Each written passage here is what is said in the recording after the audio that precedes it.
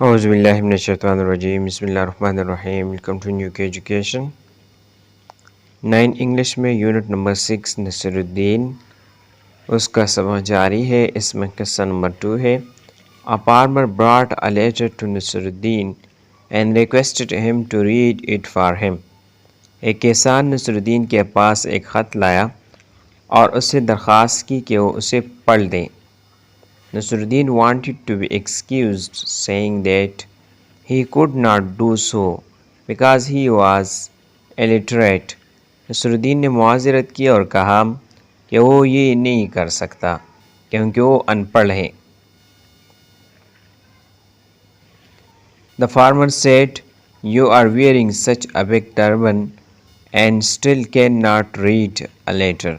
کسان نے کہا آپ نے اتنی بڑی پگڑی پہنی ہوئی ہے اور پھر بھی خط نہیں پڑھ سکتے۔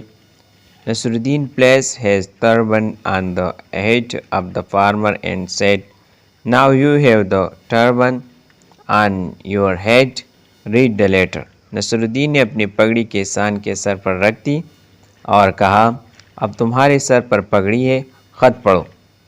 تو یہ اس کے مزاحیہ قصے ہیں، ایک مزاحیہ انداز میں سبق دیتا ہے۔ اس کے بعد تیسرا قصہ ہے۔ نصر الدین had 2 daughters۔ One was married to a farmer, the other to a brick maker۔ نصر الدین کی 2 بیٹیاں تھیں، ایک کی شادی کسان سے ہوئی تھی اور دوسری کی اینٹ بنانے والے سے۔ One day both of them came to see him۔ ایک دن دونوں اس سے ملنے آئی۔ The farmer's wife said, "My husband has just sown a crop of wheat. If it rains, he will buy me an ornament۔ کسان کی بیوی نے کہا میرے شوہر نے ابھی گندم کی فصل بوئی ہے، اگر بارش ہو گئی تو وہ مجھے زیور خرید دے گا۔ The other said, "I hope it does not۔ My husband has just made a large number of bricks which are ready for baking. If it does not rain, he will buy me an ornament۔ دوسری نے کہا میں امید کرتی ہوں کہ بارش نہ ہو، میرے شوہر نے اینٹوں کی ایک بڑی تعداد تیار کی ہے جو پکنے کے لیے تیار ہے، اگر بارش نہ ہوئی تو وہ مجھے زیور خرید کر دے گا۔ نصر الدین said, "I can pray for either of you, but I do not know for which one I should pray۔ نصر الدین نے کہا میں تم دونوں میں سے کسی ایک کے لیے دعا کر سکتا ہوں، مگر مجھے نہیں معلوم کہ کس کے لیے دعا کروں۔ Number 4۔ Once thieves entered Nasr Uddin house۔ He hid himself in a cupboard۔ ایک دفعہ چور نصر الدین کے گھر میں گھس آئے، وہ خود ایک الماری میں جا کر چھپ گئے۔ The thieves, after ransacking the house, reached the cupboard and opened it۔ چوروں نے گھر کی تلاشی لینے کے بعد الماری تک پہنچے اور اسے کھول دیا۔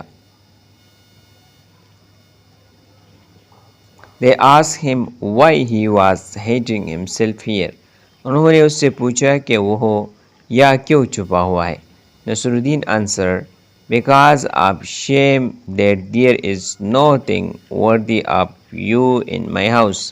نصر الدین نے جواب دیا شرم کے مارے کیونکہ میرے گھر میں تمہارے لائق کوئی چیز نہیں ہے۔ اس کے بعد 5واں قصہ ہے۔ One day Nasr Uddin was riding his horse۔ The horse took fright and started to gallop۔ ایک دن نصر الدین گھوڑے پر سوار تھے، گھوڑا ڈر گیا اور دوڑنے لگا۔ A person asked Nasr Uddin, "Where was he going so fast؟" ایک شخص نے نصر الدین سے پوچھا کہ وہ اتنی تیزی سے کہاں جا رہے ہیں۔ "Do not ask me, ask my horse", he replied۔ کہ مجھ سے مت پوچھو، میرے گھوڑے سے پوچھو، اس نے جواب دیا۔ اس کے بعد 6 نمبر ہے۔ Once Nasr Uddin was very angry with his wife۔ نصر الدین ایک دفعہ اپنی بیوی سے بہت ناراض تھا۔ His wife asked him to go out and walk on the road۔ اس کی بیوی نے اسے کہا کہ باہر جاؤ اور سڑک پر چلتے رہو۔ When he had walked for 2 days, he met a man going toward his house. جب وہ 2 دن چل چکا تو اسے ایک آدمی ملا جو اس کے گھر کی طرف جا رہا تھا۔ نصرالدین said to him, when you reach my house, please ask my wife whether I should continue walking. نصرالدین نے اس سے کہا، جب تم میرے گھر پہنچو تو میری بیوی سے پوچھنا کہ کیا مجھے چلتے رہنا چاہیے۔ اس کے بعد پھر 7 نمبر ہے someone asked نصرالدین about his age. کسی نے نصرالدین سے اس کی عمر کے بارے میں پوچھا۔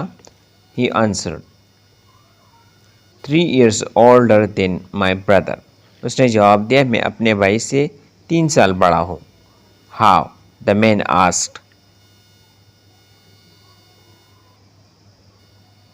کیسے؟ اس آدمی نے پوچھا۔ My brother told someone that I was 2 years older than him. میرے بھائی نے کسی کو بتایا تھا کہ میں اس سے 2 سال بڑا ہوں۔ Since 1 year has passed when he said that, it means that now I am 3 years older than him. چونکہ اب 1 سال گزر چکا ہے جب اس نے یہ کہا تھا، اس کا مطلب ہے کہ اب میں اس سے 3 سال بڑا ہوں۔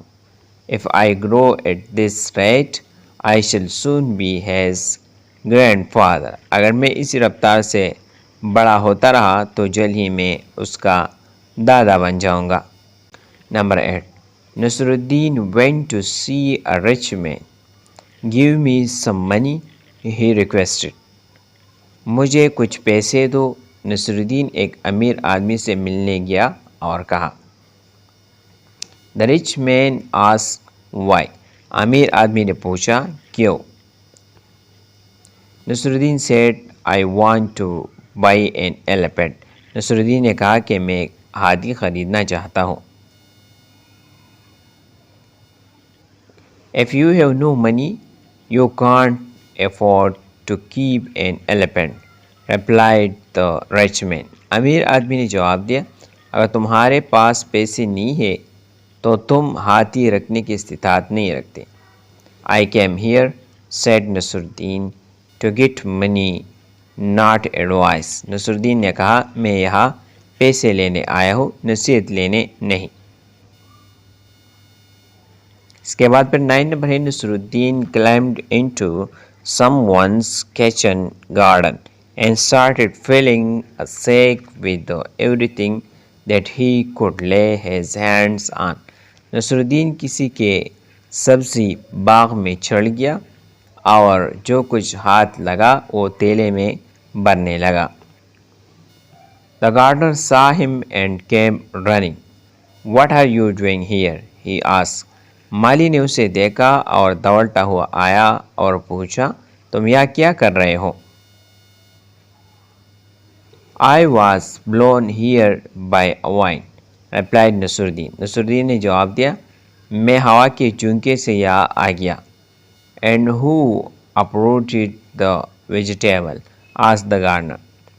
مالی نے پوچھا، اور سبزیاں کس نے اکاڑی ہیں؟ I caught hold of them to stop myself being swept along. میں نے انہیں پکڑ لیا تاکہ خود بہہ نہ جاؤ۔ And how comes that there are vegetables in that sack? اور یہ تیلے میں سبزیاں کہاں سے آئی؟ That is just what I was wondering about when you interrupted me, نصرالدین said. نصرالدین نے کہا، یہ تو میں سوچ رہا تھا جب تم نے مجھے ٹوکا۔ اس کے بعد 10واں قصہ ہے A neighbor called on نصرالدین and said, I want to borrow your donkey. ایک ہمسایہ نصرالدین کے پاس آیا اور کہا، میں تمہارا گدھا مانگنا چاہتا ہوں۔